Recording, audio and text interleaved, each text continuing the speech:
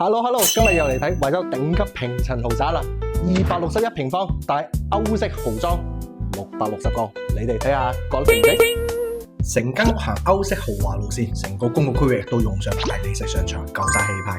個客廳闊落到咧，成個公共區域加埋都有成71個平方，喺呢度玩瑜伽都得啦。轉過嚟景觀呢邊啊，正啊！前面成片別墅區啊，金山湖景180度，無敵視野，完全冇遮擋。再過嚟睇下呢個裝修嘅細節，同普通大理石上牆完全唔同檔次。無論電視背景牆大理石嘅構建，定係經典歐式羅馬柱嘅間隔，沙發後邊嘅大理石嘅背景啊，一睇就知係落重本嘅材料同手工。呢個子母門係入戶門啊，出面成個電梯間都係自己用，業主已經整好咗成排鞋櫃，電梯係3梯2戶，後邊仲有公用貨梯，主梯係要拆卡先上到私密性1樓啊。入戶左邊係飯廳，你睇下呢個空間，過時過節啦，擺翻2位都可以啊。全屋大理石配紅木櫃，每個角落都散發高貴嘅氣息。而廚房咧幾大下個，有成10個平方。而穿過去咧就係生活陽台，而呢度出去咧就係公共貨梯。最正嘅係裏邊仲整咗間麻雀房啊，啱晒中意打翻幾圈嘅朋友啦。呢度261平做咗6房嘅設計。客廳旁邊就有間湖景房啦，16個平方，向南望湖，景致一流。休息區走廊都係大理石上牆，你哋睇下呢個大理石嘅雕刻紋路。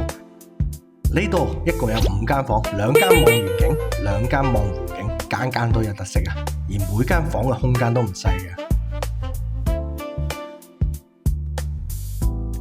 再睇下呢啲紅木櫃，一睇就知唔係平嘢啦。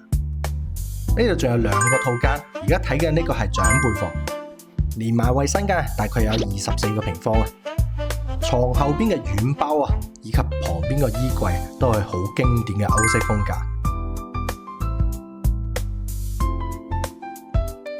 而呢間呢係細路仔房，原本係主人房嘅書房改嘅。主人房衣帽間整排到頂嘅衣櫃，主人衛生間。各個區域空間啊，同佈局都好合理。而主人房當然要享受金山湖景啦，望出去真係好舒服啊！呢度261平經典歐式6房，裝修真係冇得彈，現場睇嘅質感更加正。呢個戶型特別啱人口多嘅家庭。